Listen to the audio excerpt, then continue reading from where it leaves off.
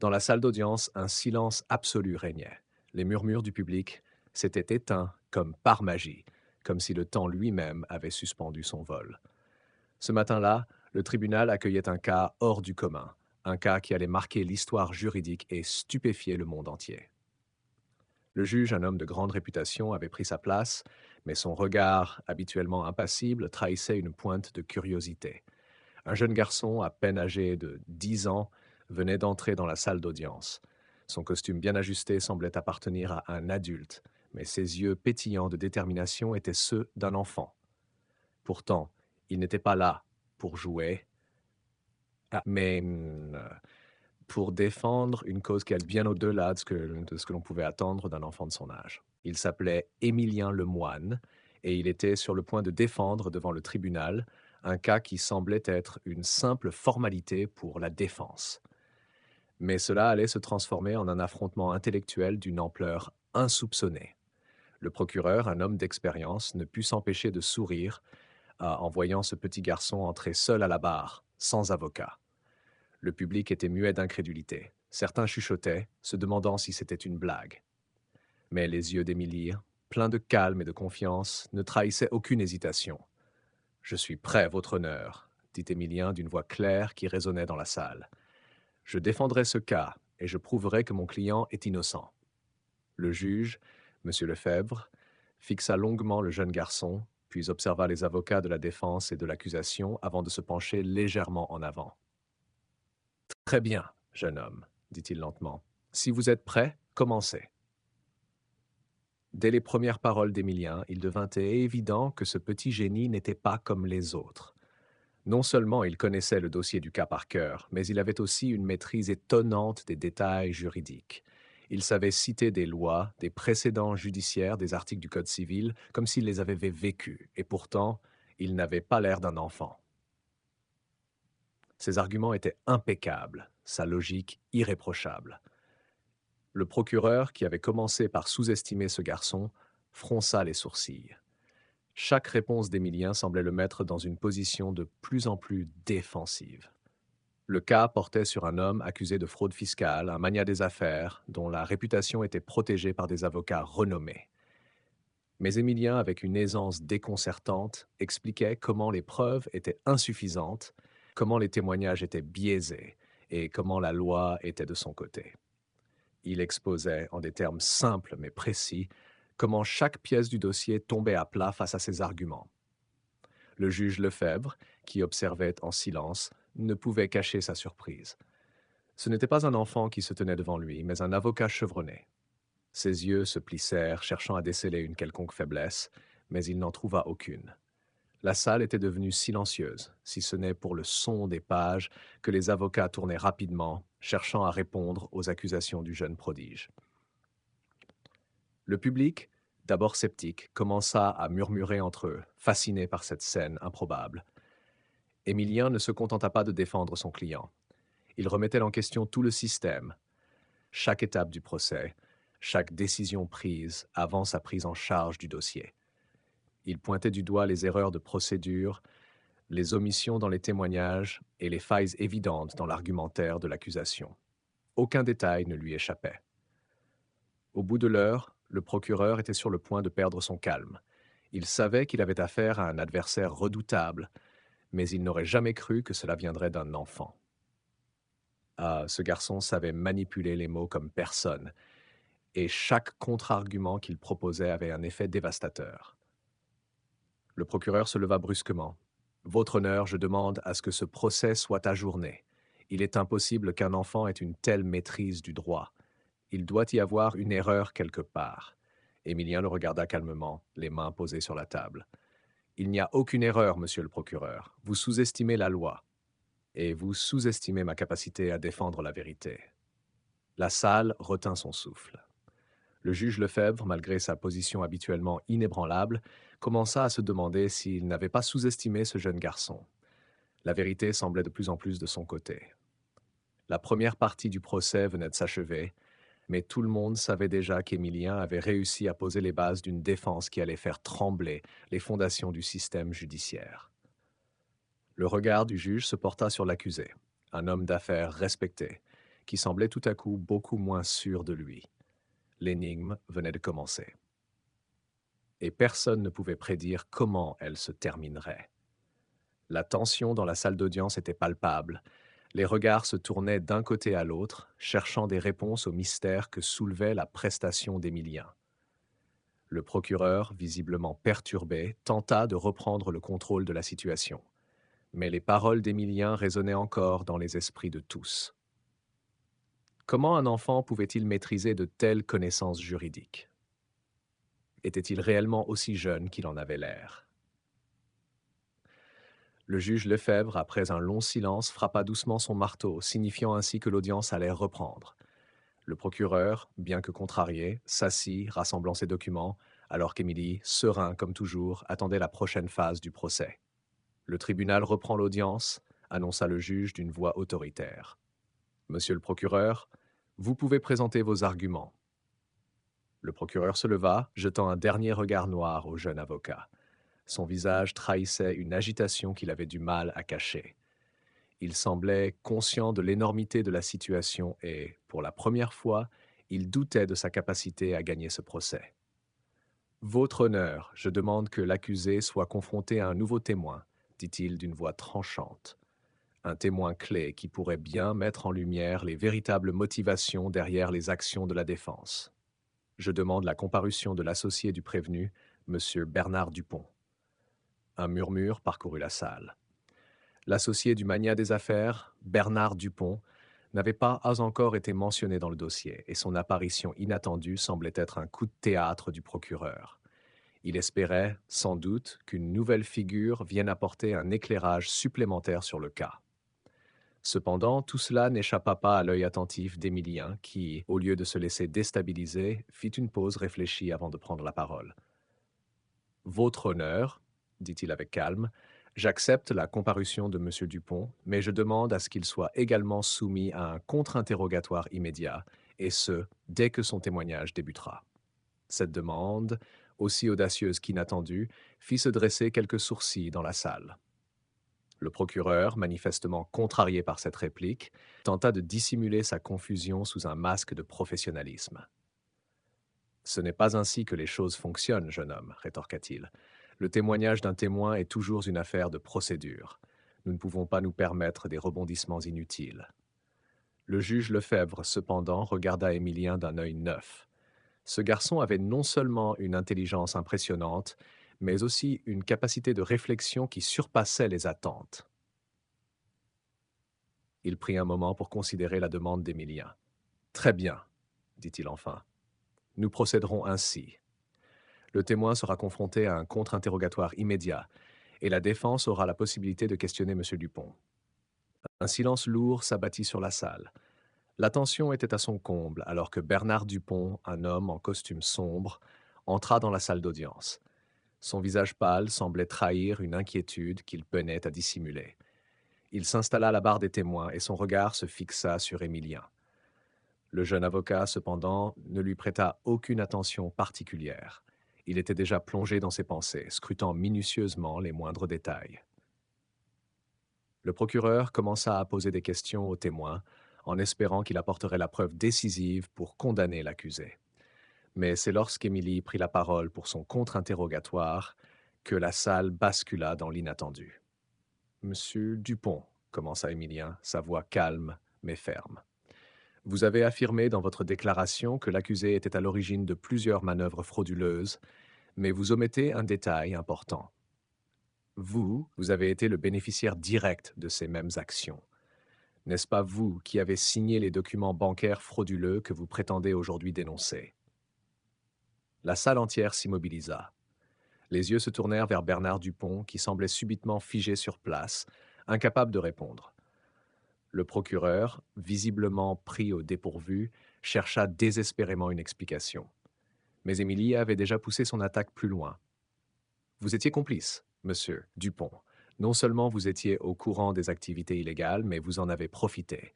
Et vous êtes maintenant là pour témoigner contre celui dont vous avez partagé les bénéfices. N'est-ce pas, monsieur Dupont ?» L'homme pâlit davantage, cherchant des mots, mais rien ne sortait de sa bouche. Un long silence s'installa dans la salle, tandis que tout le monde, y compris le juge, attendait la suite. Émilien, de son côté, continuait de regarder M. Dupont droit dans les yeux, sans un tremblement, sa détermination évidente. Vous avez menti sous serment, Monsieur Dupont, et je vous en accuse. Vous avez manipulé les faits et menti à ce tribunal. Je demande que vous soyez poursuivi pour parjure et pour votre rôle dans cette fraude. Les murmures s'intensifièrent dans la salle. Le procureur, qui était visiblement déstabilisé, ne savait plus comment réagir. Le juge Lefebvre observa le témoin, puis se tourna vers Émilien, son expression toujours aussi incrédule. Monsieur le moine, dit-il enfin, je dois avouer que je n'ai jamais vu une telle tournure dans une affaire. Vous défiez toutes les attentes. Le jeune avocat ne répondit pas, préférant laisser son regard suffire. Les dés étaient jetés et il avait pris l'avantage. Mais le procès était loin d'être terminé. Le mystère derrière l'affaire de fraude n'était pas résolu, et de nouvelles révélations se profilaient à l'horizon. L'atmosphère dans la salle d'audience était maintenant chargée de tension. Le juge Lefebvre, après avoir donné un ordre de suspension pour la pause déjeuner, se leva lentement, sans détourner les yeux de l'enfant prodige qui avait plongé l'ensemble de la salle dans un état de stupeur. La plaidoirie d'Émilien avait non seulement pris de court le procureur et le témoin, mais elle avait aussi mis à nu des aspects du dossier que personne n'avait osé aborder jusqu'alors. Après quelques instants d'attente, la salle se vida, les avocats se retirant dans leurs quartiers respectifs pour discuter de la suite de l'affaire. Mais Émilien ne bougea pas. Il restait là, les yeux plongés dans ses papiers, réexaminant chaque détail du dossier, comme s'il savait qu'il n'en avait pas encore fini avec ce procès. Le procureur, quant à lui, n'arrivait toujours pas à se remettre de la révélation qu'Émilien avait faite au sujet de Bernard Dupont. Après tout, qui aurait pu imaginer que cet enfant, qui semblait si innocent, serait capable de mettre à jour une fraude aussi complexe et impliquer un témoin aussi important? Mais il y avait encore plus derrière cette histoire, et le procureur était déterminé à le découvrir. Alors que la pause se prolongeait, une silhouette se glissa discrètement dans la salle d'audience, se dirigeant vers la table des défenseurs. C'était un homme d'âge mûr, portant un costume sombre et une allure discrète. Ses yeux, cependant, brillaient d'une lueur inquiétante, et il semblait avoir une importante mission à accomplir. Monsieur le moine, dit-il d'une voix basse mais ferme en s'adressant à Émilien, il est temps que vous découvriez la vérité derrière ce procès. Il y a quelque chose que vous devez savoir. Émilien leva les yeux, à peine surpris par l'apparition de l'inconnu. Il avait appris à se méfier des circonstances dans lesquelles ce genre de rencontre se produisait, mais il savait que chaque information était précieuse, surtout dans un cas aussi complexe. « Qui êtes-vous » demanda Émilien, les sourcils légèrement froncés. L'homme se pencha un peu plus près et d'un geste furtif, il sortit un document de sa mallette. Il le posa sur la table, sans dire un mot. Le jeune avocat n'hésita pas une seconde et attrapa le document. À mesure qu'il en déchiffrait le contenu, son visage se figea. « C'est impossible » murmura-t-il, ses yeux s'agrandissant sous l'effet de la révélation. Le document contenait une série de preuves accablantes contre non seulement Bernard Dupont, mais aussi contre un autre acteur majeur du procès, quelqu'un qu'Émilien n'aurait jamais soupçonné, son propre père, l'un des associés du mania des affaires impliqué dans des transactions douteuses et des pratiques illégales. Mais il y avait quelque chose de plus choquant encore. Les preuves indiquaient que son père avait joué un rôle actif dans la manipulation des événements menant à l'arrestation du principal accusé. C'est pour ça que ce procès est si compliqué, n'est-ce pas? Dit l'homme d'une voix rauque avec un soupçon de gravité. Vous n'êtes pas seulement là pour défendre un innocent, vous êtes là pour découvrir la vérité sur votre propre famille. Émilien se leva brusquement, son cœur battant la chamade. Il n'avait jamais imaginé que son père, l'homme qui lui avait appris à mener des affaires, puisse être impliqué dans un tel scandale. C'était comme un coup de poignard, et il n'avait pas de réponse. Comment allait-il pouvoir faire face à cette trahison tout en poursuivant son combat pour la justice? L'homme, observant la réaction d'Émilie, ajouta: « Je n'étais pas censé vous le dire, mais quelqu'un doit vous prévenir. Ce que vous allez découvrir dans cette affaire dépasse tout ce que vous pouvez imaginer. Vous avez un choix à faire, Émilien.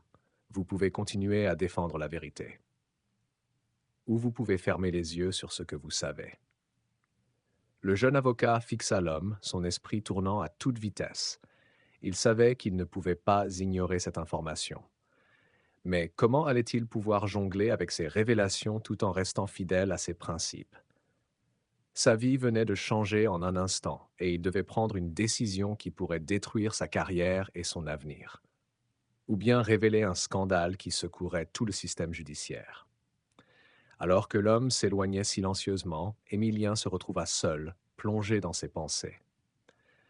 Le temps de la pause était désormais révolu et la cour allait bientôt reprendre.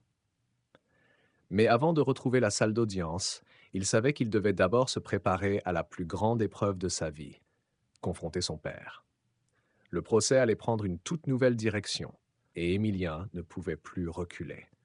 La vérité, aussi douloureuse soit-elle, devait éclater. La salle d'audience était désormais pleine à craquer. Les spectateurs, les journalistes et les avocats attendaient tous le début de la nouvelle session, l'atmosphère lourde de mystère. Émilien se tenait derrière sa table, son regard figé sur le dossier devant lui. Ses mains tremblaient légèrement, non pas de peur, mais d'une tension qu'il n'avait jamais ressentie auparavant. Il savait que ce qui allait suivre n'était pas simplement une simple plaidoirie. Ce n'était pas un simple procès pour innocenter un accusé. Non, c'était bien plus. Cela impliquait sa propre famille et son monde venait de se fissurer sous l'impact de ce qu'il venait d'apprendre. Son père, l'homme qu'il avait toujours admiré, respecté et considéré comme un modèle, était impliqué dans une fraude massive. Cette révélation le déstabilisait profondément. Comment un homme d'affaires aussi respecté pouvait-il être mêlé à de telles pratiques? Et comment, en tant que fils, pourrait-il faire face à cela sans détruire tout ce qu'il avait construit jusque-là? Le juge Lefebvre entra dans la salle, coupant court aux murmures qui circulaient. Il s'assit, frappa son marteau, et la procédure reprit. Émilie se leva avec une détermination nouvelle, son regard plus clair que jamais. Il savait que chaque mot qu'il prononcerait aujourd'hui serait crucial non seulement pour le verdict, mais aussi pour sa propre conscience. Monsieur le juge, commença-t-il d'une voix calme mais assurée, j'ai l'intention de réorienter cette affaire non seulement en tant qu'avocat, mais aussi en tant que citoyen et peut-être même en tant que fils. Ce que je vais vous exposer aujourd'hui ne concerne pas seulement la culpabilité ou l'innocence d'un homme, mais la vérité cachée derrière ce procès. Un silence total s'abattit sur la salle. Les avocats se regardèrent et le juge Lefebvre haussait un sourcil, intrigué. Émilien prit une profonde inspiration, puis continua. Ce n'est pas simplement le destin de l'accusé qui est en jeu, mais aussi celui de l'intégrité de la justice. J'ai pris connaissance de nouveaux éléments qui remettent en question non seulement la validité des accusations, mais aussi l'honneur de certaines personnes impliquées dans cette affaire. Et je dois révéler ce que j'ai découvert, car la vérité, aussi choquante soit-elle, doit toujours primer. Il sortit lentement le dossier qui lui avait été remis en pause, les yeux du juge braqués sur lui, et dévoila les documents qui montraient l'implication de son propre père dans l'affaire. La salle se figea. Le procureur blêmit, et les murmures commencèrent à circuler. « Cela va trop loin ?»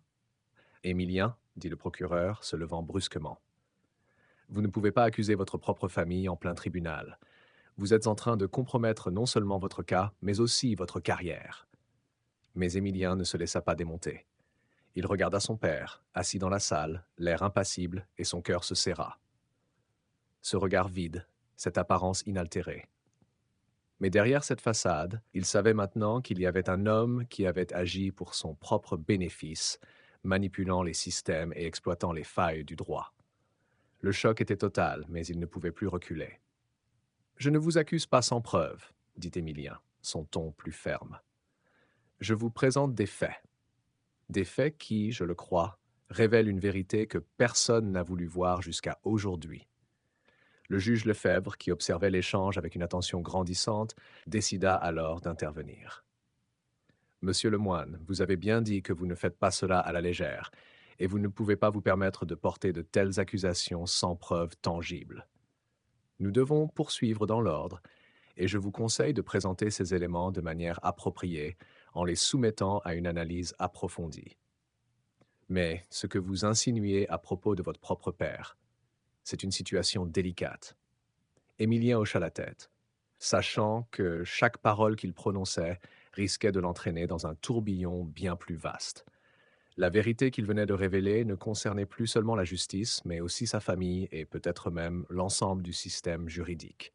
Et même s'il savait que cette bataille allait l'isoler et bouleverser sa vie, il ne pouvait plus se permettre de reculer. La pause pour l'examen des documents fut rapidement ordonnée par le juge.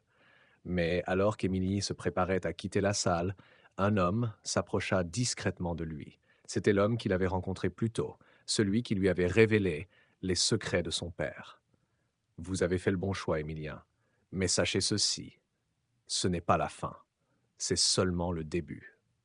Votre père n'est pas le seul à avoir des secrets enfouis, et il se pourrait bien qu'il soit impliqué dans bien plus que ce que vous imaginez.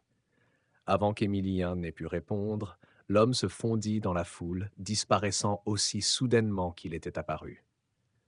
Une nouvelle question tourmentait désormais Émilien. Qu'avait-il encore à découvrir, et comment allait-il pouvoir affronter la vérité à venir sans tout perdre?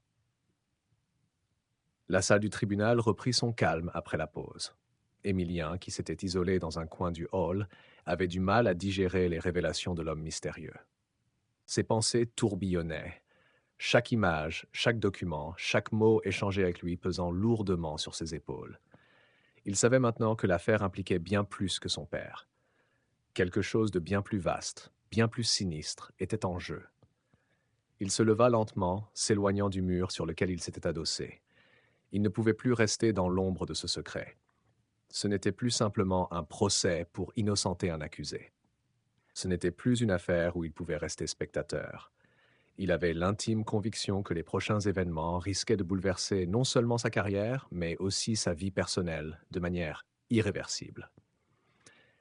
Mais il était prêt à affronter ce qui venait, car il savait une chose, il ne pourrait jamais tourner la tête, jamais ignorer la vérité.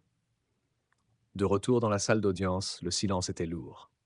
Le juge Lefebvre attendait qu'Émilien prenne la parole, et tous les yeux étaient braqués sur lui. Il se dirigea vers sa place avec détermination et posa à nouveau ses documents sur la table. « Monsieur le juge, » commença-t-il d'une voix calme et tranchante, « avant de poursuivre cette affaire, je tiens à demander un droit de révision des preuves présentées. Nous sommes face à une manipulation plus complexe que ce que nous avons envisagé jusqu'à présent.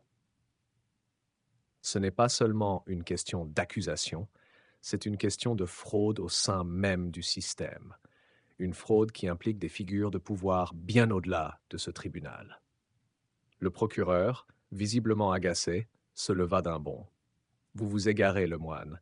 Cette affaire est déjà suffisamment complexe sans que vous y ajoutiez des spéculations qui n'ont aucune base. Ce n'est pas le moment de mêler votre famille à ce qui relève du droit pénal pur. » Émilien le fixa droit dans les yeux, une froideur glaciale dans son regard. Il savait que chaque mot qu'il prononcerait maintenant était crucial et que ceux qui se tenaient devant lui n'étaient pas simplement des adversaires juridiques, mais des acteurs dans un jeu bien plus vaste. « Je vous l'accorde, » répondit-il, « mais permettez-moi de souligner que c'est exactement ce que nous faisons tous en ce moment. Nous sommes prisonniers d'un jeu dont les règles ont été dictées par ceux qui croyaient pouvoir échapper à la justice. Et je compte bien les confronter une fois pour toutes. » Il marqua une pause, puis poursuivit.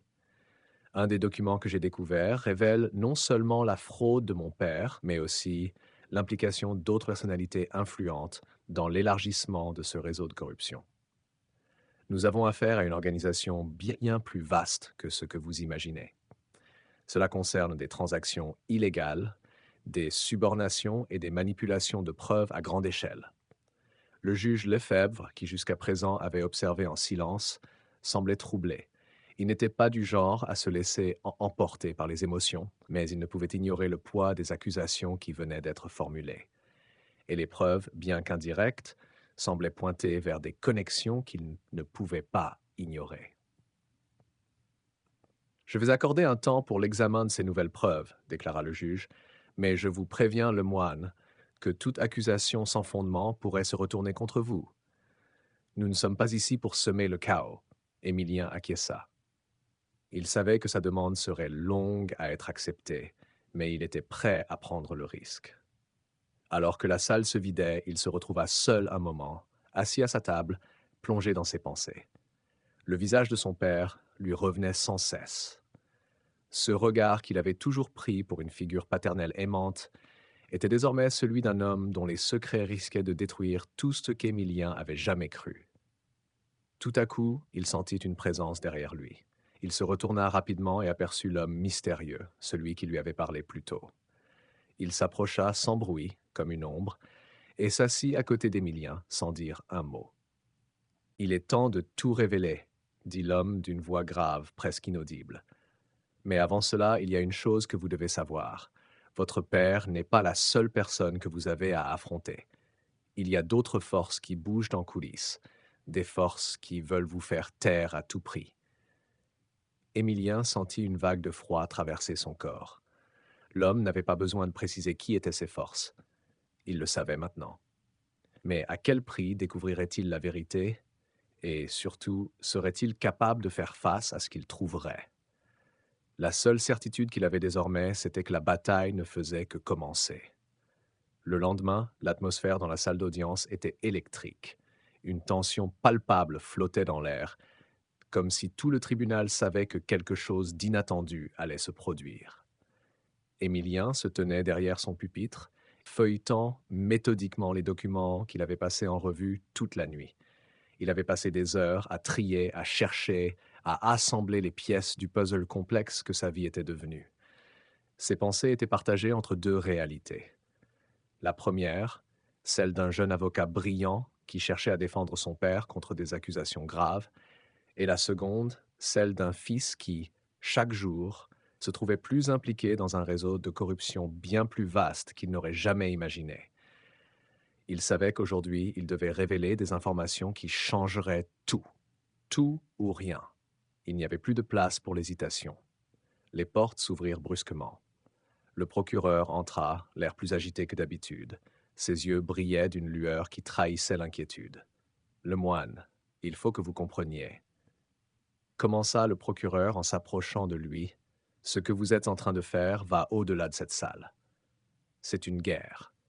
Et il se peut que vous ayez déjà perdu plus que vous ne le croyez. Vous n'êtes pas préparé pour ce qui arrive. Ce que vous pensez être une victoire dans cette affaire peut se retourner contre vous et tout détruire. » Émilien, sans même lever les yeux de ses documents, répondit calmement. « Vous me sous-estimez, monsieur le procureur. Ce n'est pas le tribunal que je redoute, mais la vérité elle-même. Et il est temps qu'elle éclate, peu importe les conséquences. » Le procureur recula d'un pas, mais ses yeux restèrent fixés sur Émilien avec une intensité qui trahissait un mélange de mépris et de peur. La salle se remplit, les spectateurs prenaient place et le juge Lefebvre entra, imposant le silence d'un simple regard. Il semblait plus sévère que jamais, comme s'il pressentait que le dénouement de l'affaire allait lui échapper. Émilien se leva lorsque le juge donna l'ordre de commencer. Tous les regards étaient braqués sur lui, et il sentit le poids de l'attention de la salle. Mais ce qu'il savait, c'est que rien ne pourrait l'arrêter maintenant. Il se tourna vers le jury, puis vers le juge, avant de prendre une profonde inspiration.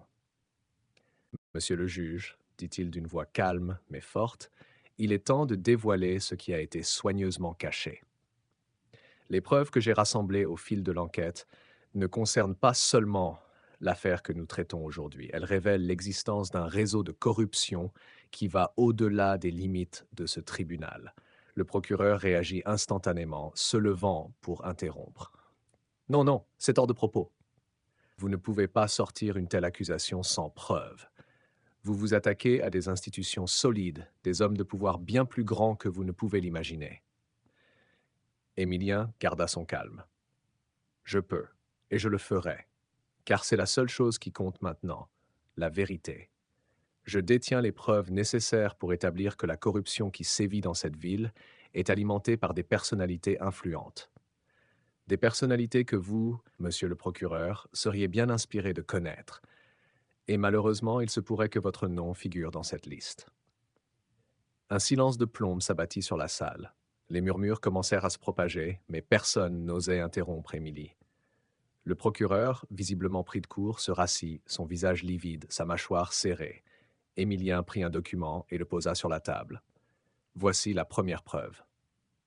Un enregistrement qui montre clairement les liens entre mon père et un groupe de hauts responsables du gouvernement.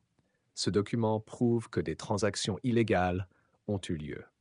Les noms qui y figurent sont ceux de personnes que nous considérons comme intouchables. Il fit une pause, observant l'Assemblée. Puis il continua, son ton plus ferme. Mais ce n'est pas tout.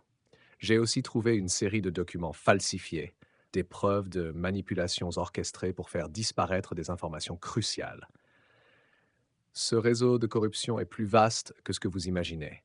Il touche des secteurs qui, jusque-là, semblaient inviolables.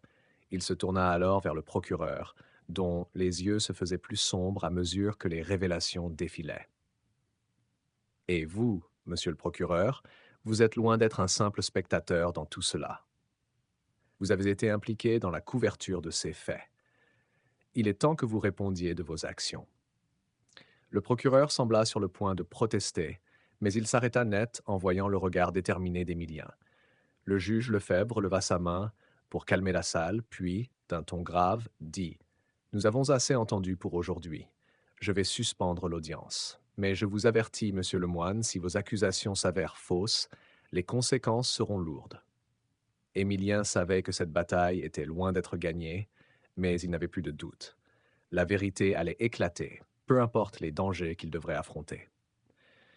Les pièces du puzzle se mettaient lentement en place, et une à une, les figures de ce complot se révélaient. Dans son cœur, il savait que cette guerre ne faisait que commencer. La salle d'audience était silencieuse. Le juge Lefebvre, dont le visage rigide avait pris des teintes de plus en plus sombres, leva la main pour indiquer la suspension de l'audience.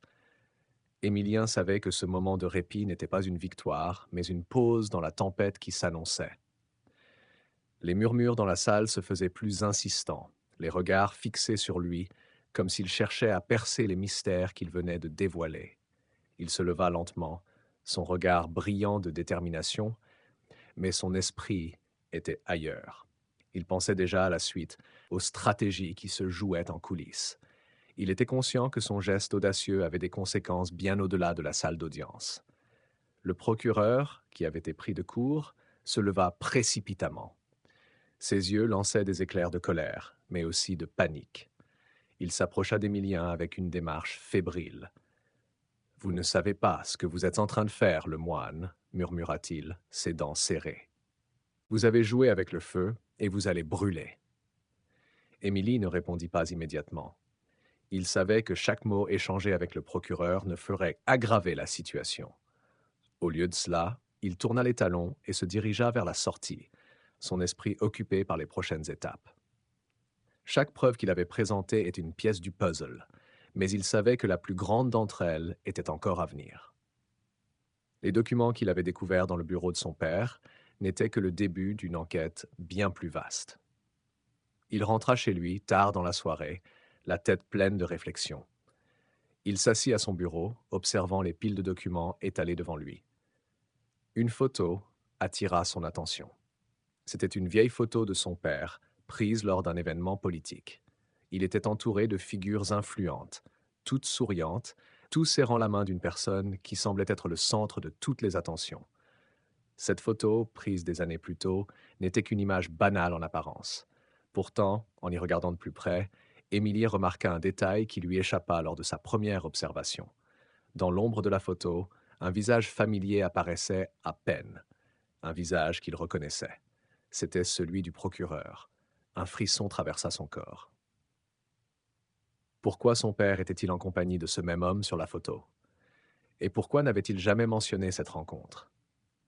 Émilien comprit alors que les pièces du puzzle étaient plus entrelacées qu'il ne l'imaginait. Son père, le procureur et d'autres figures de pouvoir n'étaient pas seulement liés par des affaires professionnelles, mais par des secrets que personne ne devait découvrir. Il se leva brusquement, à l'esprit bourdonnant de nouvelles théories et d'hypothèses. Mais avant de pouvoir en tirer une conclusion, son téléphone vibra. Il s'empressa de décrocher, s'attendant à un appel quelconque. Mais ce n'était pas le cas. Émilien, il faut que tu viennes immédiatement, dit une voix, un peu haletante. C'est urgent. C'était la voix de Clara, une amie de longue date et avocate dans le même cabinet. Elle semblait paniquée, ce qui n'était pas dans ses habitudes.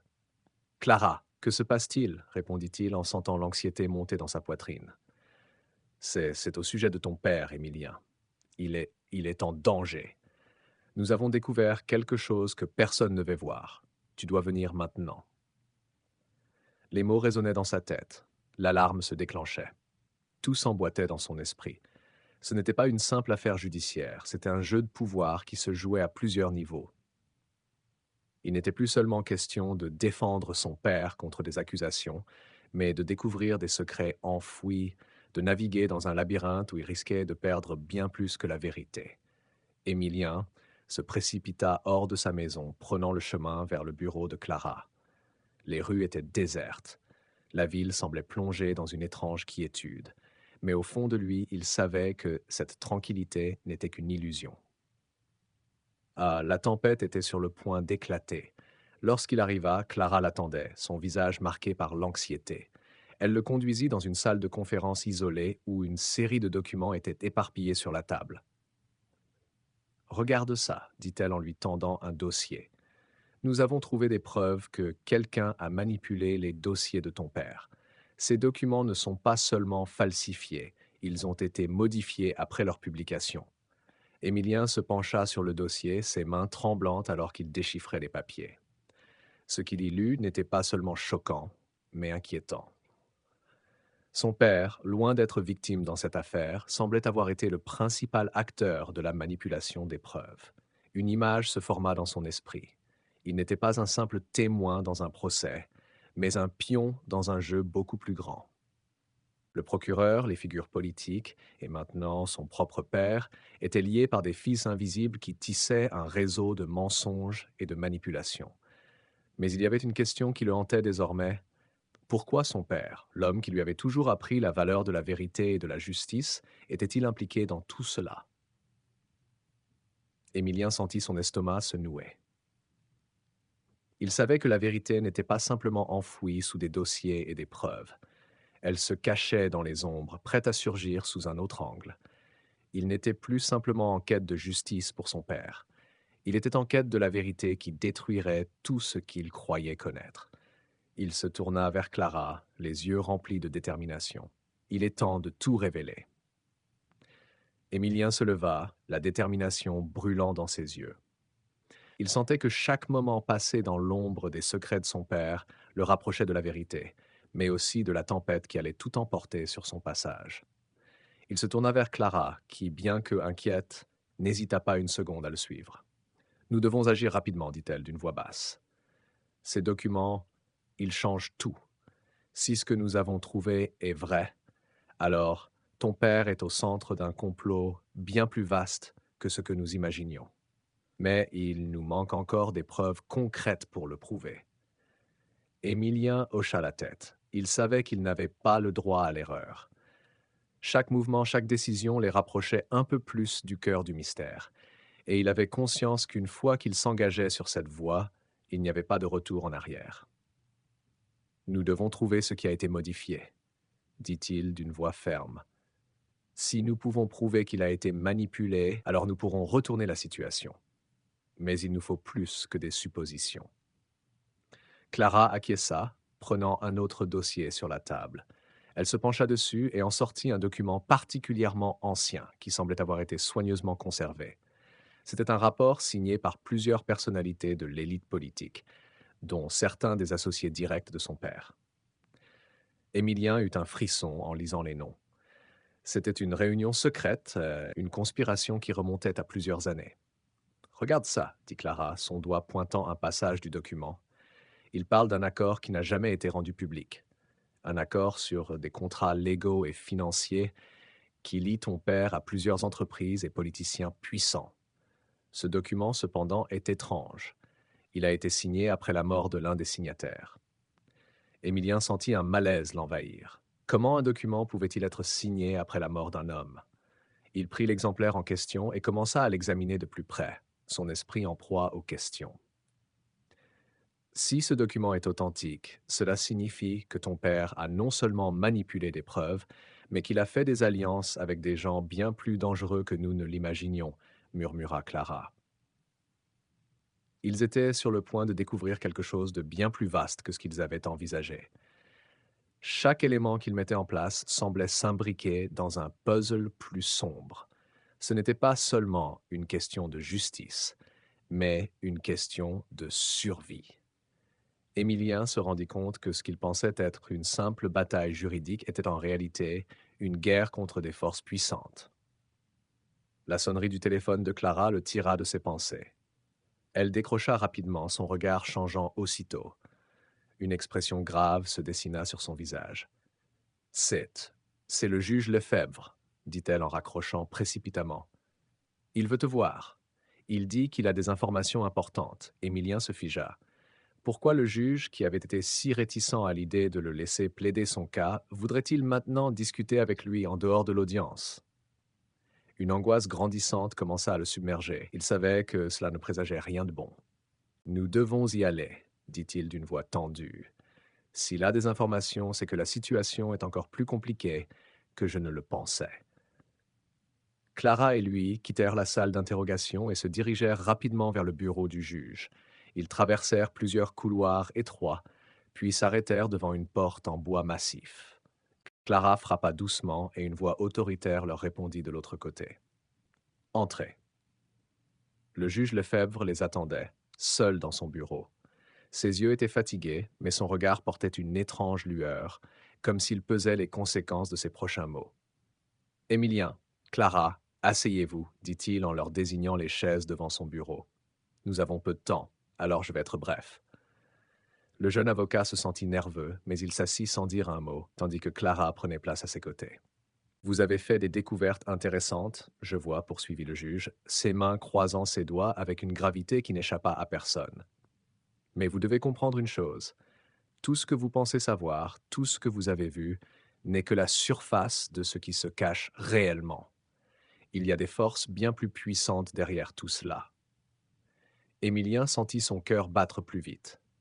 Il avait eu l'intuition qu'ils étaient loin du bout de leur découverte.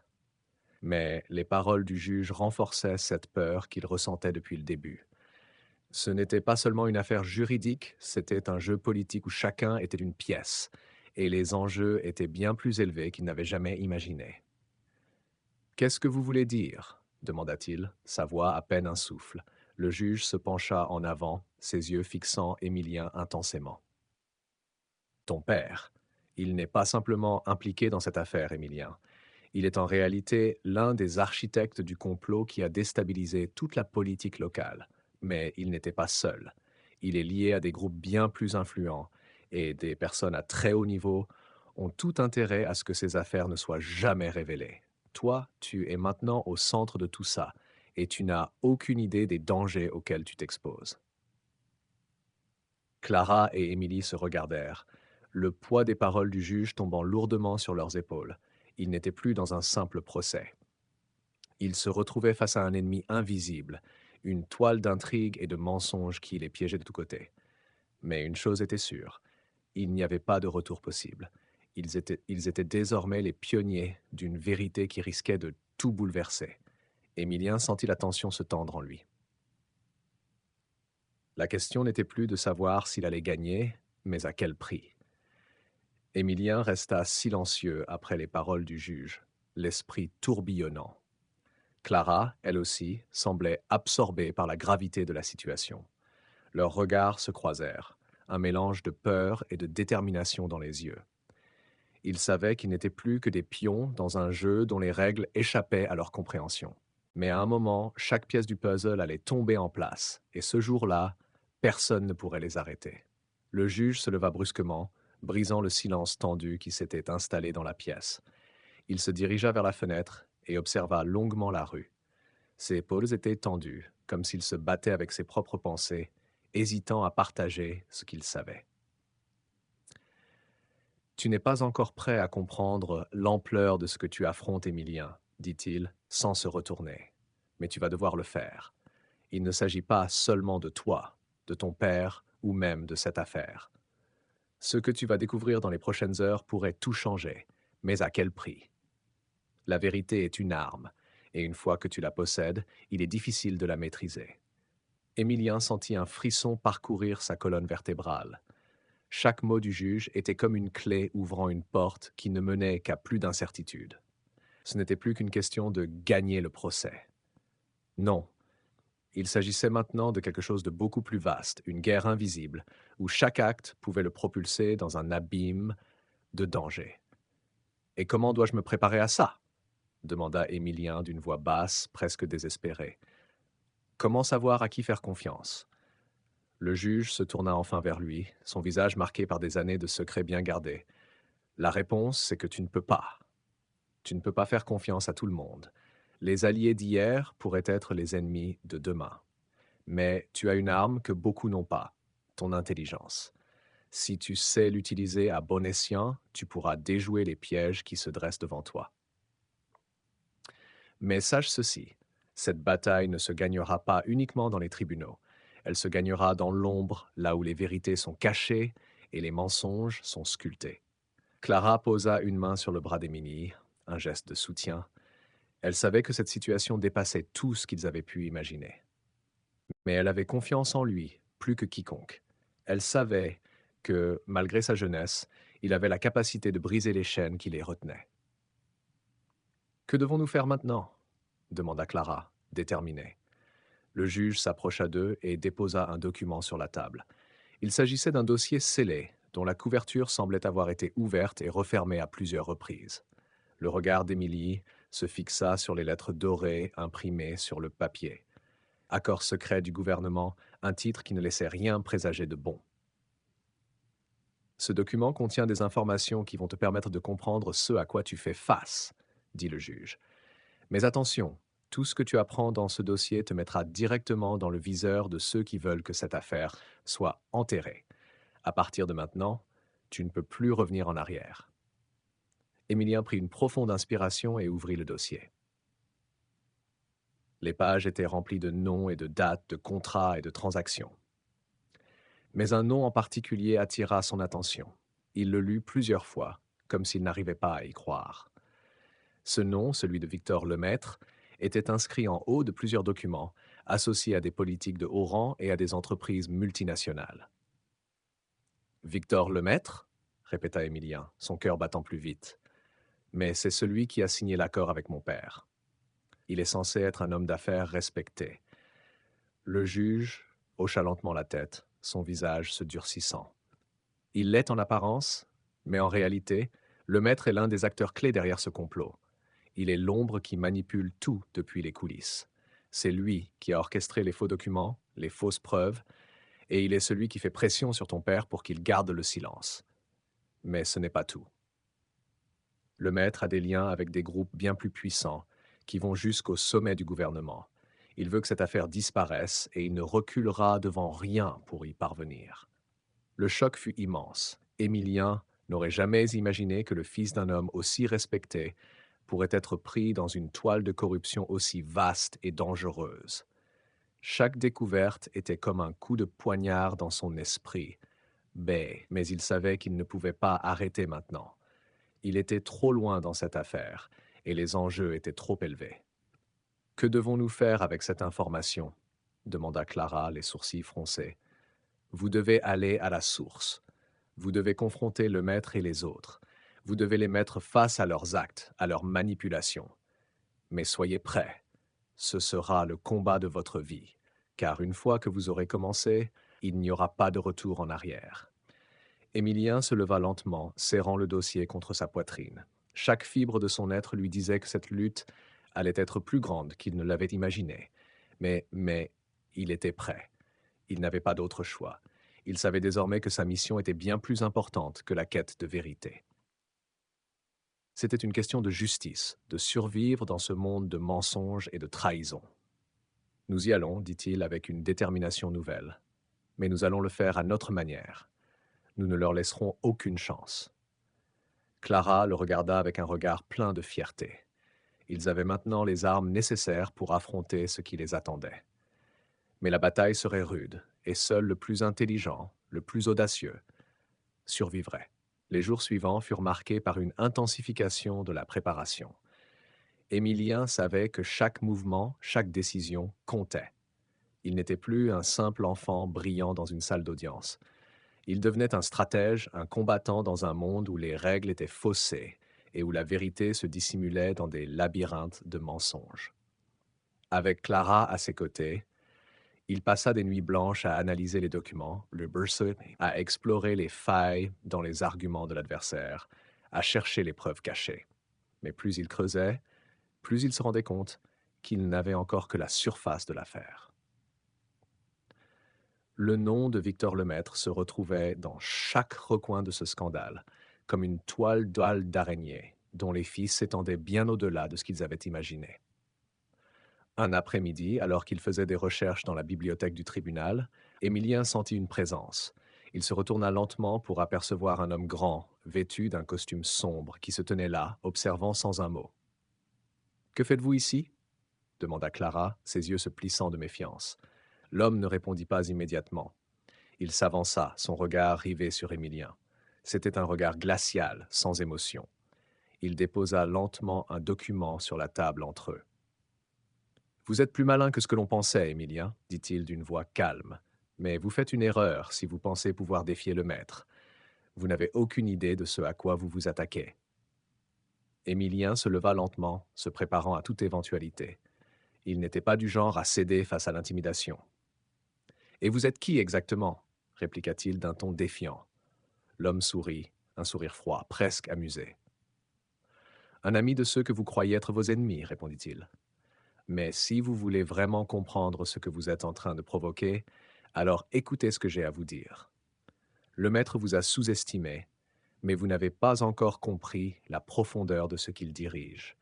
Vous n'êtes pas dans un simple jeu de pouvoir. Vous jouez avec des vies. Clara s'interposa, ses bras croisés sur sa poitrine.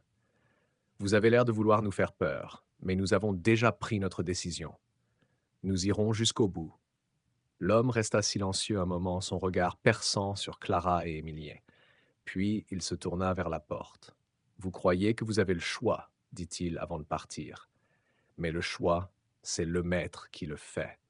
Et je vous conseille vivement de ne pas sous-estimer ses moyens. » Le bruit de ses pas s'éloigna, mais la tension restait palpable.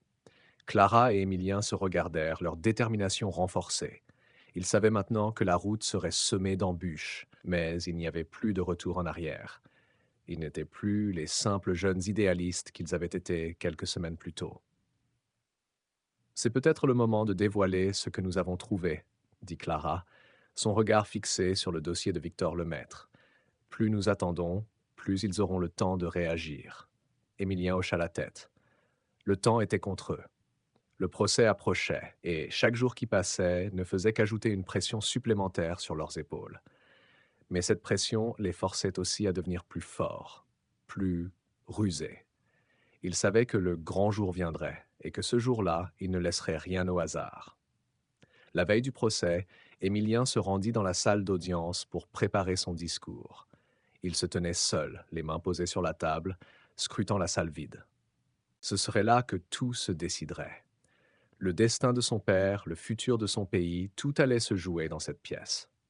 Soudain, la porte s'ouvrit en arrière et un homme entra, son pas lourd résonnant sur le sol en marbre. C'était le procureur principal, celui qui avait travaillé contre eux depuis le début. « Alors, le petit génie vient faire son dernier tour, dit-il avec un ricanement. Vous êtes encore trop jeune pour comprendre, mais vous allez vite apprendre ce que ça coûte de défier ceux qui détiennent vraiment le pouvoir. » Émilien se tourna vers lui, ses yeux brûlants de détermination. « Si vous croyez que je vais vous laisser gagner, vous vous trompez lourdement. Ce n'est pas la taille ou l'âge qui fait un avocat, c'est la vérité, et je vais vous la montrer. » Le procureur s'arrêta net, surpris par l'audace du jeune garçon. « Vous êtes un gamin qui ne sait pas dans quoi il s'embarque. »« Mais très bien, montrez-moi ce que vous avez, gamin. Peut-être que vous allez me surprendre. » Alors que l'homme s'éloignait, Émilien se tourna vers la fenêtre. Le soleil se couchait, baignant la salle dans une lumière orangée. C'était maintenant ou jamais. Il fallait qu'il mette en place son dernier coup, celui qui surprendrait tout le monde, y compris le maître lui-même. Le grand jour approchait, et tout ce qu'Émilien avait traversé, toutes les épreuves, les trahisons et les dangers, n'étaient rien comparé à ce qui allait se passer maintenant. Le destin était entre ses mains, et il était prêt à le saisir. Il n'était plus simplement un enfant, il était devenu l'avocat des innocents, le champion de la justice. Et ce jour-là, il allait prouver au monde que l'intelligence et la détermination n'avaient pas de limite. Le matin du procès arriva plus tôt que prévu. L'audience était prévue pour 10 heures. Mais Émilien, comme à son habitude, était déjà là, les yeux rivés sur les papiers éparpillés devant lui. Le tribunal était silencieux, presque solennel. Chaque banc était occupé par des visages familiers, des avocats, des journalistes, des observateurs. Mais au fond, Émilien savait que ce qui allait se dérouler aujourd'hui allait bien au-delà de tout ce qu'il pouvait imaginer. Clara entra dans la salle avec une détermination visible sur son visage. Elle s'assit à côté de lui, prête à l'accompagner dans cette bataille finale. Émilien lui adressa un regard confiant, bien que, au fond, il savait qu'il se tenait sur le bord d'un abîme. Ce qu'ils allaient dire aujourd'hui pourrait tout changer, et il n'y avait pas de retour en arrière possible. Les juges prenaient leur place, leurs visages sévères et impassibles. Le procureur, déjà installé à sa place, lançait des regards méprisants vers Émilien. Il semblait persuadé que ce jeune garçon n'avait aucune chance contre lui. Mais Émilien n'était pas un enfant ordinaire. Il avait mis trop de travail, de recherche et de stratégie pour être sous-estimé.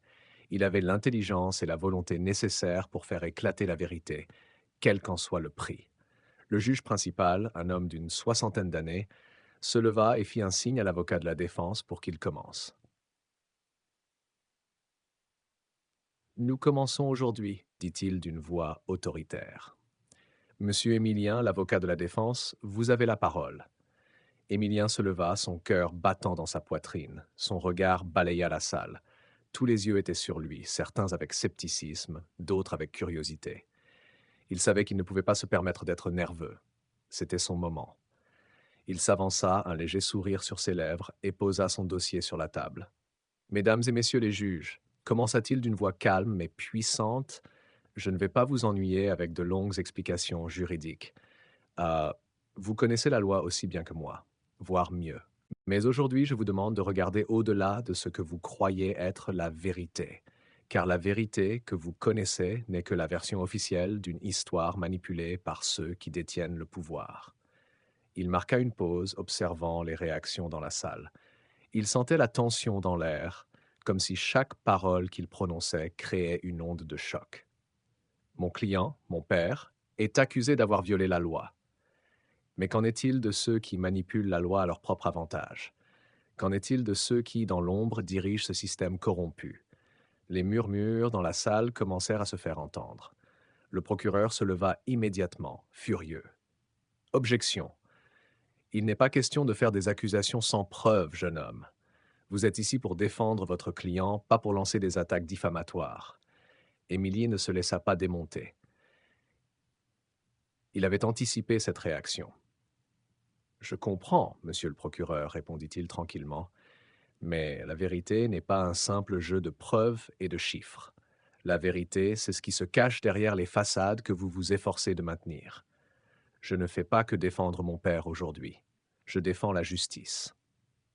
Il s'arrêta un instant pour laisser son auditoire digérer ses paroles. Les juges semblaient perplexes. Émilien savait qu'il ne pouvait pas se contenter de ces déclarations générales. Il devait aller plus loin. Il sortit un document scellé de son dossier et le plaça sur la table avec un bruit sec. L'ensemble de la salle se figea. Ce document, poursuivit-il, est la clé de tout ce que vous avez entendu jusqu'à présent. Il prouve, sans l'ombre d'un doute, que Victor Lemaître, l'homme derrière toutes ces accusations, est impliqué dans des affaires de corruption et de manipulation à l'échelle nationale. Mais ce n'est pas tout.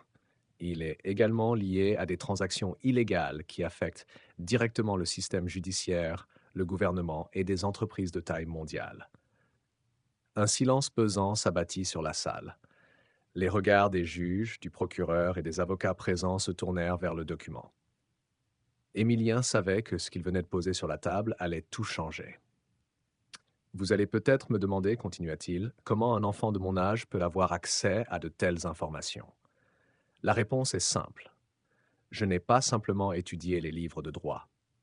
J'ai étudié le système, j'ai compris les failles et j'ai mis les pièces du puzzle ensemble.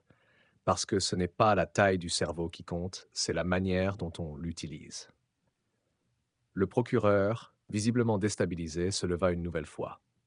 Objection. Ce document n'a aucune valeur. Il a été obtenu par des moyens douteux. Mais Émilien n'attendait pas de réponse du procureur. Il savait que ce qu'il avait en main était indéniable, et plus que cela, il savait que ce moment était la clé de son succès. Vous avez raison, monsieur le procureur, répliqua Émilien. Ce document a été obtenu par des moyens qui dépassent la légalité. Mais parfois, la légalité n'est qu'un outil de ceux qui cherchent à dissimuler la vérité. Et aujourd'hui, je vous demande de la voir, cette vérité, dans toute sa lumière crue. Les juges échangèrent des regards. Émilien sentait qu'il était à la limite d'un grand basculement. Le plus grand test de sa vie se déroulait sous ses yeux. Il fallait que chaque mot qu'il prononce résonne comme une vérité incontestable. Ce que je vous demande, conclut-il, c'est de ne pas juger uniquement sur la base des règles et des procédures, mais de regarder ce qui est juste, parce qu'au fond, ce procès n'est pas seulement une question de droit, c'est une question de moralité. Et si la moralité échoue, alors le droit n'a plus aucune valeur. La salle était désormais plongée dans un silence profond.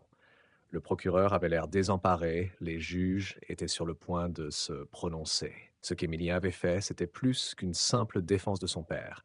Il avait jeté une bombe au cœur même de ce système corrompu. Il avait prouvé qu'il était plus qu'un enfant, il était un homme.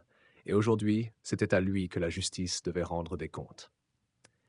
La tension dans la salle était palpable. Les murmures des spectateurs avaient cessé, et tout le monde attendait la réaction du juge principal. Celui-ci, un homme d'une stature imposante, leva lentement la main pour signaler le début du délibéré. Mais, avant qu'il ne puisse prononcer le moindre mot, un bruit sourd, presque imperceptible, se fit entendre. Tous les regards se tournèrent alors vers le procureur, dont le visage habituellement impassible se tordait de colère. Il se leva brusquement, la chair de poule parcourant son corps. Ce document, cria-t-il, c'est une falsification. Il a été modifié, fabriqué de toutes pièces. Ce garçon, cet enfant ne fait que jouer à l'avocat. Les yeux d'Émilien ne vacillèrent pas. Il avait anticipé cette réaction. Le procureur, tout comme certains membres du tribunal, pensait qu'il suffirait de le traiter comme un enfant pour l'intimider. Mais il n'était plus un enfant. Il était un avocat, et il n'avait pas peur. Le juge principal fronça les sourcils, un sourire étrange aux lèvres. Monsieur le procureur, répliqua-t-il avec calme, il semblerait que vous ayez des doutes sur l'authenticité de ce document. Nous allons devoir prendre cela très au sérieux. Mais, avant cela, il semblerait que vous ayez omis de nous fournir un détail crucial dans ce procès. Un silence lourd tomba sur la salle. Les yeux de tout le monde se tournèrent vers le juge, qui avait pris un ton plus solennel que jamais. Le procureur, déstabilisé, se tourna lentement vers lui. « De quel détail parlez-vous » demanda-t-il, les dents serrées. Le juge observa un instant le document sur la table avant de le saisir d'une main ferme. Ce document, poursuivit-il, ne fait pas simplement état de transactions illégales et de manipulations. Il contient des informations bien plus compromettantes. Il mentionne également l'implication de plusieurs personnes de votre entourage, monsieur le procureur, des membres de votre propre bureau, en fait. Il semblerait que ce procès dépasse le cadre d'une simple accusation contre un homme. Il s'agit d'une conspiration bien plus vaste. Un frisson d'incrédulité parcourut l'assistance. Le procureur blême avait perdu de sa superbe. Il tenta de se justifier, mais ses mots étaient en lambeaux, coincés dans sa gorge. Le juge le fixa d'un regard implacable, sa voix tranchante comme une lame.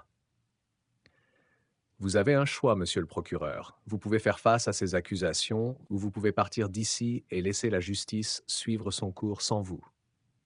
Le procureur, bien que profondément perturbé, tenta une dernière défense. C'est absurde. Vous croyez vraiment qu'un enfant peut avoir ces informations? Émilien se leva alors, ses yeux brillaient d'une détermination sans faille. Il savait que le moment était venu de démêler le dernier fil de ce labyrinthe judiciaire. Monsieur le procureur, dit-il d'une voix calme mais tranchante, tout ce que j'ai prouvé ici Ce n'est pas seulement que mon père est innocent. Ce que j'ai prouvé, c'est que le système dans lequel nous vivons est pourri, que la vérité a été dissimulée sous des couches de mensonges. Et parfois, quand la vérité semble trop lourde à porter, il suffit de la regarder en face, sans peur. Vous voyez, l'âge n'est pas un obstacle pour la vérité. Le talent et la détermination, eux, n'ont pas de frontières. Le procureur, la sueur perlant sur son front, croisa les bras et se détourna, incapable de soutenir le regard du jeune avocat. Il savait qu'il avait perdu. Un silence presque surnaturel envahit la salle. Puis, le juge se leva et d'un geste solennel, il annonça la décision. Ce tribunal prend acte des accusations et de la révélation des preuves. Nous procéderons à une enquête approfondie sur toutes les allégations mentionnées, y compris celles concernant des membres du parquet. Nous prendrons également en compte la performance exceptionnelle de M. Émilien, qui, bien qu'encore un enfant, a démontré une maîtrise du droit et une capacité d'argumentation que beaucoup d'avocats expérimentés envieraient. L'audience se termina dans un murmure de stupéfaction, et le nom d'Émilien commença à circuler comme un souffle dans le monde entier. Personne ne pouvait croire ce qu'il venait de réaliser. Un enfant, un génie de la défense. Le cas qu'il venait de remporter serait un tournant dans l'histoire de la justice. Et pourtant, au moment même où la salle se vidait, Émilien savait que la véritable bataille n'était pas encore terminée. Ce n'était que le début. Il avait frappé un premier grand coup, mais il y en avait d'autres à venir. Les ennemis de la vérité ne s'arrêteraient pas, mais pour lui, ce n'était pas une raison d'abandonner. C'était au contraire le début d'une mission encore plus grande. La justice, cette justice qu'il défendait, était encore loin d'être gagnée. Mais avec l'intelligence, la détermination et un talent inouï, il était prêt à tout pour que la vérité triomphe. Les jours qui suivirent le procès furent marqués par un tourbillon médiatique. Émilien, à peine un enfant, avait réussi l'impensable. Il avait mis à jour un complot profondément enraciné dans les sphères du pouvoir, et sa victoire en salle d'audience avait secoué les fondations même du système judiciaire. Les journaux ne parlaient plus que de lui. Le procès de l'enfant avocat, comme il était désormais surnommé, occupait la une de tous les titres. Certains le considéraient comme un prodige, d'autres comme une menace. L'unité qu'il avait démontrée, son habileté à manipuler les lois et à exposer la vérité, avait perturbé ceux qui étaient impliqués dans l'affaire. Ils ne pouvaient pas l'accepter. Ils ne pouvaient pas comprendre comment un garçon si jeune avait pu voir ce qu'ils avaient fait de si bien caché. Mais ce qui étonnait le plus Émilien, c'était la réaction de ceux qui, en apparence, avaient soutenu sa cause. Ses partisans dans le monde juridique, des avocats de renom, des journalistes et même des experts en droit étaient soudainement moins enthousiastes. Certains, dans l'ombre, semblaient éviter tout contact avec lui, comme s'ils craignaient qu'il soit trop dangereux pour être associé à eux. Une soirée, alors qu'Émilien rentrait chez lui après une journée remplie de conférences et d'interviews, il reçut une lettre anonyme. Il la lut, les sourcils froncés. L'enveloppe était en papier vieilli, et l'écriture sur le papier était élégante, presque soignée. À l'intérieur, un seul message. Tu as ouvert une porte que tu ne peux pas refermer. Les vérités que tu as dévoilées, tu ne peux pas les effacer. Ce n'est pas encore fini. Ils ne t'oublieront pas. Nous non plus. Le garçon laissa la lettre tomber sur la table, son cœur battant un peu plus vite. Les ombres dont parlait la lettre étaient réelles. Elles n'étaient pas un simple jeu de mots. Il avait éveillé quelque chose qui, désormais, ne cesserait de le suivre. Quelques jours plus tard, l'avocat général, un homme influent dans le système judiciaire, sollicita une rencontre privée avec Émilien. Ils se rencontrèrent dans un restaurant discret où l'homme était assis dans un coin comme s'il attendait depuis longtemps. Vous avez fait quelque chose d'incroyable, Émilien, commença l'avocat général en posant son verre. Vous avez changé la donne dans le monde du droit. Mais tout changement a un prix. Émilien, bien que prudent, était curieux. Que voulez-vous dire demanda-t-il en croisant les bras. L'avocat général le fixa intensément, ses yeux froids, presque glaciaux. Vous ne réalisez pas encore à quel point vous êtes vulnérable, dit-il. Vous avez mis à jour des vérités que certains préfèrent garder enfouies. Il y a des gens puissants qui vous veulent du mal. Ils vous considèrent déjà comme une menace. Un frisson parcourut Émilie. Il avait bien senti qu'il y avait quelque chose de plus grand derrière tout cela, mais il ne s'attendait pas à cette confession. « Et vous, que voulez-vous de moi ?» demanda-t-il. L'avocat général se pencha en avant, son regard presque conspirateur. « Il existe une règle dans ce monde, Émilien. Ceux qui veulent changer les choses doivent comprendre que l'histoire ne se contente pas de tourner autour de la vérité. Il y a des forces bien plus puissantes qui influencent tout cela. Et parfois, pour protéger ce que l'on aime, on doit jouer un jeu dangereux. » Émilien ne répondit pas immédiatement. Les paroles de l'avocat résonnaient dans son esprit et l'atmosphère s'alourdissait à mesure qu'il pesait chaque mot. Il savait qu'il venait de franchir un seuil irréversible. « Vous devrez être prudent, Émilien. Plus que vous ne l'imaginez, » conclut l'avocat avant de se lever et de s'éclipser dans l'ombre de la soirée. De retour chez lui, Émilien ne pouvait échapper à l'angoisse qui l'envahissait. Chaque nouveau jour apportait son lot de nouveaux obstacles. Ses victoires avaient attiré l'attention, mais elles avaient aussi créé une cible sur son dos. Le monde qu'il avait ouvert n'était pas un monde où la vérité régnait en maîtresse absolue. Non, c'était un monde où les puissants se démenaient pour garder leurs secrets. La lettre, la rencontre avec l'avocat général, tout s'emboîtait désormais dans une toile complexe de mystères et de menaces. Émilien, pourtant si sûr de lui quelques jours plus tôt, commençait à se demander jusqu'où il était prêt à aller pour défendre ce en quoi il croyait. Il avait lancé un défi à un système beaucoup plus vaste que lui. Mais à quel prix? La réponse? Il la trouverait dans les jours à venir, quand les ombres le rattraperaient. Les semaines qui suivirent la rencontre avec l'avocat général furent un tourbillon pour Émilie. Il avait bien conscience d'avoir franchi une ligne invisible, et à chaque coin de rue, à chaque moment de tranquillité, une étrange tension l'envahissait. Le sentiment d'être observé ne le quittait jamais. Il avait l'impression que les ombres dont parlait l'avocat général se rapprochaient de plus en plus. Cependant, ce n'était pas tout. De mystérieux événements se produisaient autour de lui. Lorsqu'il se rendait à l'école, des voitures stationnaient étrangement près de son domicile.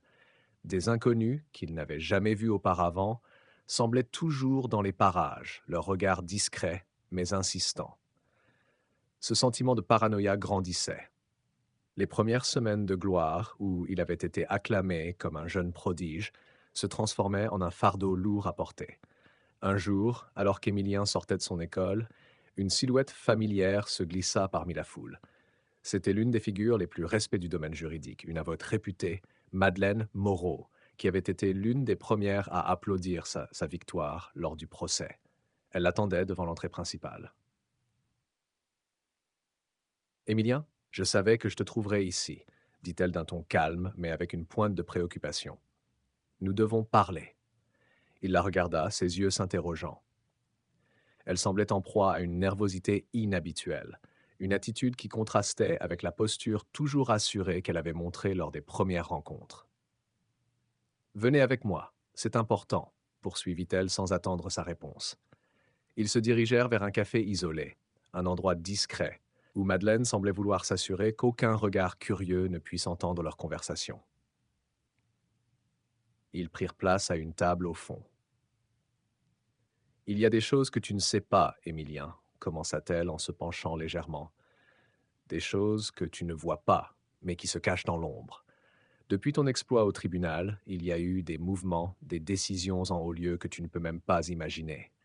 Tu as éveillé un intérêt dangereux, bref, et beaucoup de gens ne veulent pas que la vérité éclate. » Émilien l'écoutait attentivement, mais ses yeux étaient pleins de doutes. Comment cette avocate qu'il respectait tant pouvait-elle lui parler ainsi? Son esprit de jeune stratège savait que quelque chose ne tournait pas rond. « Pourquoi me dis-tu cela ?» demanda-t-il, la voix ferme malgré son inquiétude croissante. Madeleine prit une profonde inspiration avant de répondre. « Parce que je fais partie de ceux qui sont impliqués dans tout cela, et je ne peux plus rester silencieuse. Les vérités que tu as découvertes ont ouvert une boîte de Pandore. Ce qui se cache derrière tout cela est bien plus vaste que tu ne l'imagines. Et il est trop tard pour revenir en arrière. Je suis désolé, mais tu dois comprendre que tu es désormais pris dans un jeu dangereux. » Les mots de Madeleine résonnèrent dans son esprit comme un avertissement. Son cœur battait plus fort. Émilien sentait que son monde venait de se fissurer. La naïveté qui l'avait guidé jusque-là s'effondrait sous le poids de la réalité. Il avait peut-être voulu défendre la justice, mais il était en train de découvrir un monde où les règles étaient bien différentes de ce qu'il avait imaginé. Mais pourquoi ne m'avoir rien dit avant? Rétorqua-t-il, se levant brusquement. Pourquoi attendre ce moment alors que tu savais dès le départ ce que j'allais affronter? Madeleine baissa les yeux. Elle semblait traversée par un mélange de culpabilité et de peur. Parce que je n'avais pas le choix, Émilien. Personne n'a le choix dans ce monde. Et toi, tu n'as plus le choix non plus. Elle se leva à son tour et se dirigea vers la sortie du café, jetant un dernier regard lourd de sens à Émilien. Fais attention à toi, dit-elle en partant. Les alliances se brisent, et ceux qui sont derrière toi pourraient bien devenir les plus grands ennemis que tu n'aies jamais connus. Émilien resta seul à la table, son esprit en ébullition. Il venait d'apprendre que tout ce qu'il pensait savoir sur la justice et la vérité était une illusion. Le jeu était bien plus complexe et il en faisait maintenant partie, peut-être plus qu'il ne l'avait souhaité. La porte qu'il avait ouverte était désormais un gouffre et l'obscurité semblait le guetter de toutes parts. Mais il n'était pas un enfant ordinaire, il n'était pas celui qui se laissait intimider. Il avait prouvé sa valeur en salle d'audience. Il pouvait encore surprendre le monde. Mais pour cela, il devait comprendre qui exactement était derrière ces ombres et pourquoi elles cherchaient à le réduire au silence.